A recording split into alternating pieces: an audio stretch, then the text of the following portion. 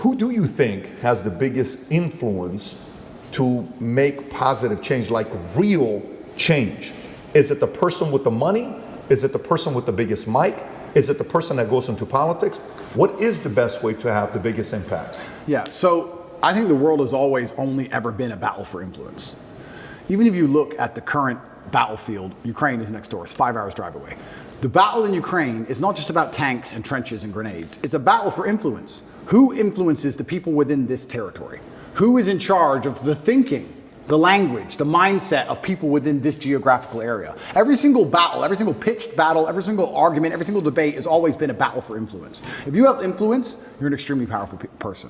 All of us here are some of the most powerful people in the world. How many millions of people listen to us? We have massive influence. And I think you can have influence at the ground level. You don't have to be a famous podcaster or famously well-known to have influence. I would argue that those Romanian grandmas who gave me my food will remember me for the rest of their lives.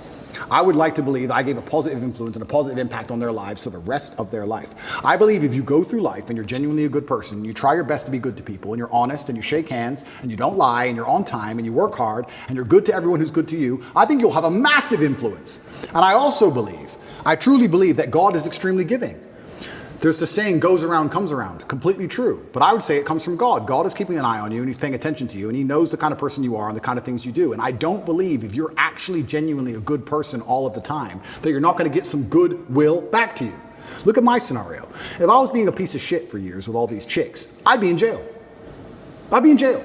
I could have never seen this coming. But the fact that I was nice, paid their taxi home, bought them food, looked after them. Are you okay? I know we broke up. I'm sorry. I know it hurts. I just did it. I was nice about all of it. Here I am. I'm fine. And so I could have never seen this Matrix attack coming. It's amazing how what goes around comes around. It's truly amazing. If you're good to people, if you're generous to people, if you're helpful to people, you'd be amazed how much influence you can build up.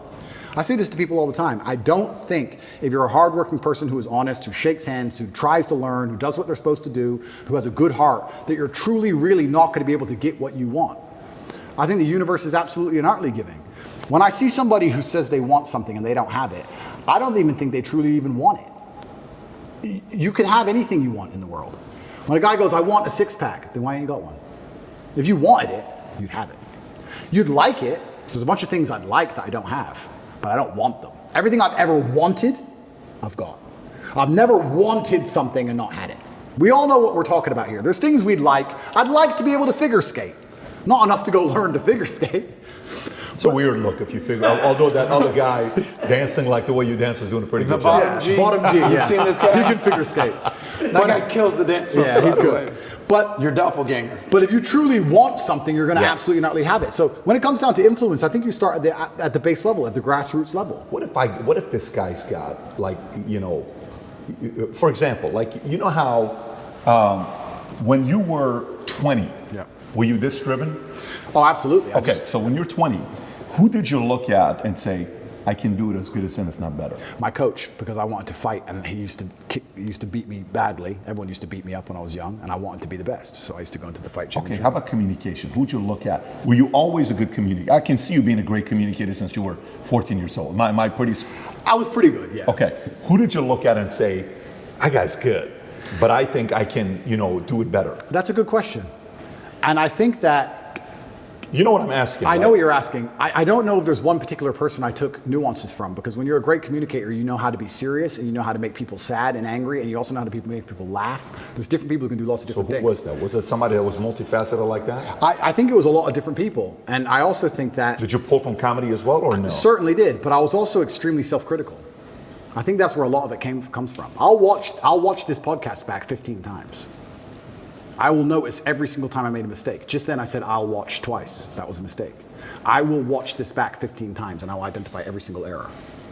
I have an email list and I sign up and I get words of the day. I get 5 or 6 new words a day, which I try my very best to memorize. It's harder than you think to memorize 5 words a day, but I always try to make sure I have the most interesting vernacular I can possibly have, a wide vocabulary, so I can be very specific with my points.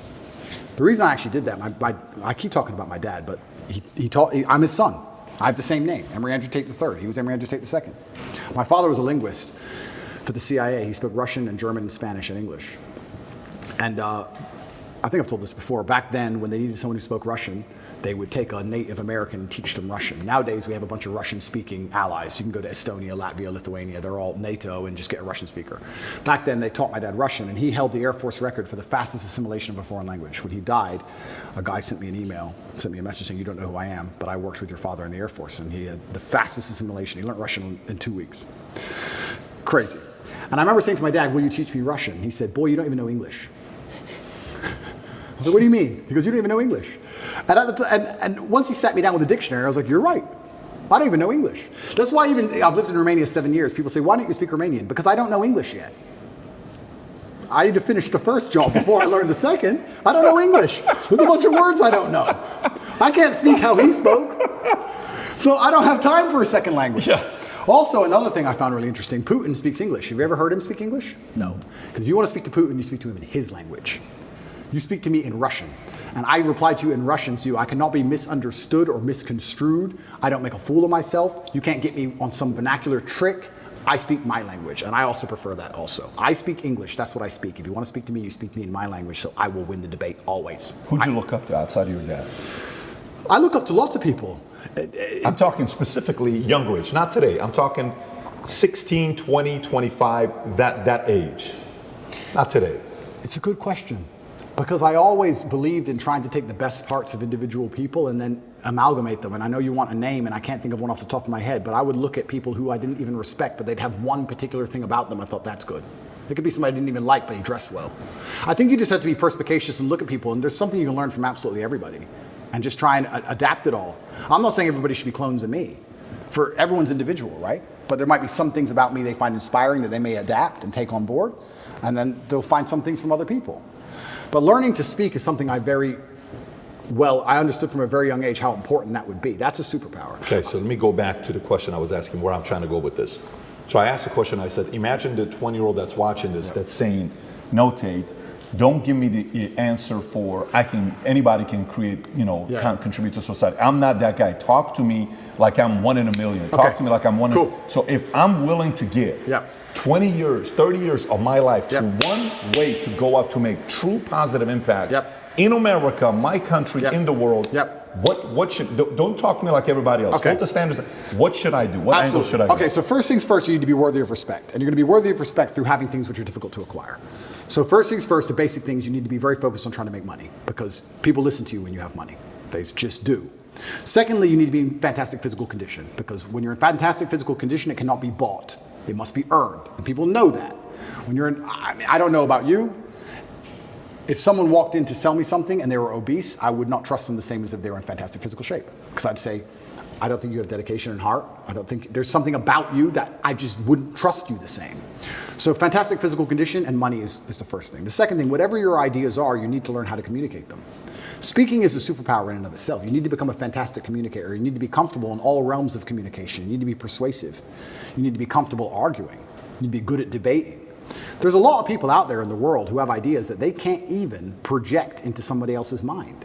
How are you going to rule the world with that?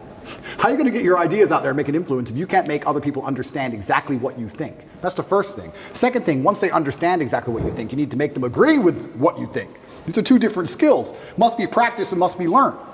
If you're 20 years old and you want to change the world, you need to be having endless debates. Endless. Without resorting to name calling, not on Twitter like a dummy, in person. And you need to come across in a way that people agree with you. We can go back quickly and talk about the red pill. The difference between me when I talk to girls on these panel shows and every other guy when they talk to girls on these panel shows is, when I'm done, all the girls want me. Watch them. Watch the shows. I say the same thing, and by the end, the chicks are in love with me, as opposed to saying the same thing and the chicks thinking I'm a dickhead. That's the difference. I project my ideas and I make them agree with my ideas to a point where they're like, texting me afterwards. I'm not saying anything different. It's how I'm communicating it. You can catch more flies with honey than hurting people sometimes. So you need to be good at everything. You need to have a Swiss Army knife of tools. I know when to be intimidating or aggressive. I know when to come across as obtuse. I know when to come across as exceptionally open-minded and easy to understand. I know when to come across as understanding. I know all these things. This all has to be practiced. And a lot of it is, communication. I would say, if you're going to say to a 20-year-old who's truly exceptional and driven, I'd say you need to become a master communicator. Because once you can do that, you can do anything. And that fixes all the other problems, right? We talk about making money. If you're a master communicator, you do fantastic in sales. Yep. You'll kill sales. Yep. You'll absolutely destroy sales if you're a master communicator. Not many people know this, but I used to sell windows. You know the old school knock on the door? Window sales. I did window sales for 2 or 3 years, and I'd say this is one of the hardest jobs you could possibly do. And I would always recommend a young man, if he has some time to waste, to go sell windows. And the reason, it's fantastic, because I'll tell you why. It's the hardest one to sell because 1, nobody wants them. 2, they don't know who you are. And 3, even if you convince them that they need windows, after them not knowing who you are, then they go to all your competitors and then it becomes a price war. It's a nightmare. It's the hardest sales job. If you're selling a Lambo, at least they want the Lambo, right? Nobody wants glass and plastic. They already have windows.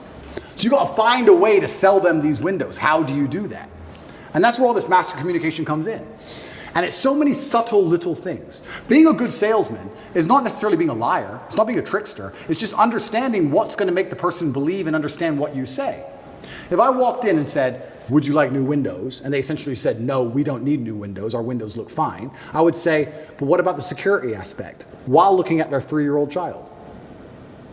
And they'd sit there and go, what do you mean security aspect? And then I talk about how we had the lock 5000, and their locks are easy to break, as if glass isn't glass, it's all the same anyway. And you'd end up selling the windows. You have to find the triggers in people. There's another thing people don't understand about me and my message. Sometimes I sit here and I say things that piss people off because that's how you trigger people to make action. I have often written emails or done videos, especially to men when I want to help men, to piss them off. You're a loser. You're a dumbass. Andrew, why do you mean? Because you're not going to go to the gym unless I tell you you're a fucking loser. And you are a loser, and I'm not lying to you. You are a loser. The emotional trigger you need to get up off that chair is the fact that you're not important, nobody cares who you are, any girl you're ever in love with I could take, and you're insignificant. And when you die, nobody's interested. That's your fault. You could have been something else. You did that. You failed. It has to be done. You have to be a master communicator. And sometimes that involves also insulting people. It's all a massive tapestry, but to answer your question, for the 20-year-old, he needs to become a master at communicating. But also to be a master at communicating, you also need experiences worth talking about. You have to live a life. You need a degree of wisdom, and wisdom doesn't always come with age, it comes with life lived. I had a guy message me, this is a long time ago when I used to reply to my own emails, too big now, but he said, I don't have any stories, my life's boring. I said, bro, where do you live? He said, Madrid. I said, bro, ride the train from Madrid to St. Petersburg. Ride the train from Madrid to Vladivostok. Do the Trans-Siberian Railway. Cost you like $300. He goes, oh, but what if I get robbed? Exactly! That's exactly the point! What if you get robbed? Now you have a story. Maybe you'll die, maybe you won't. But you have a story. Don't bring your watch. Have you got a Rolex? No one wants to rob you anyway. Don't worry about it. You're brokey. Get on the train. There has to be that degree of risk to even have a story, because when you have a story, then you can communicate the story. You can't be an empty vessel either. So when you say you're telling me how I build this 20-year-old into a super soldier. Yeah, he has to be a master communicator, but he also has to do things which are risky. Risk has value intrinsically linked to it, intrinsically. This is why people, when you do risky things, people want to hear the story. Your coolest stories involve risk. Something went wrong, this could have happened, I almost this, I made it out. Without these risks, you haven't got it. So I would say to the 20-year-old, do what I did. Get in the cage. Get in the ring. Knock someone out, get knocked out, train hard. Fighting will teach you everything you need to know about life. You'll learn everything about who you truly are. You'll learn if you're a coward or not. You'll learn everything about perseverance and hard work and dedication, everything about being underappreciated. You learn everything about fear. You learn all of it. You learn everything about people. You win a fight, check your phone. Lose a fight, check your phone. You learn all about people. You learn all about them. You learn all about women. I learned so much about women through fighting. When I had a fight coming up and I was weight drained and I had barely eaten in weeks and I'd lost all this weight and I had a world title fight and I'm fighting a guy who might kill me and she's complaining about the toilet seat. I learned all about women. You learn a lot about life through these difficult processes and paths. And there used to be for men like a rite of passage. In most societies, you had to go through something to become a man, from a boy to a man. But that thing was always difficult. It's always been difficult. Now you have to self-induce it, self-inflict it. But if you're going to be a boy and never bring on that self-inflicted rite of passage, how are you going to ever become a man? It's great.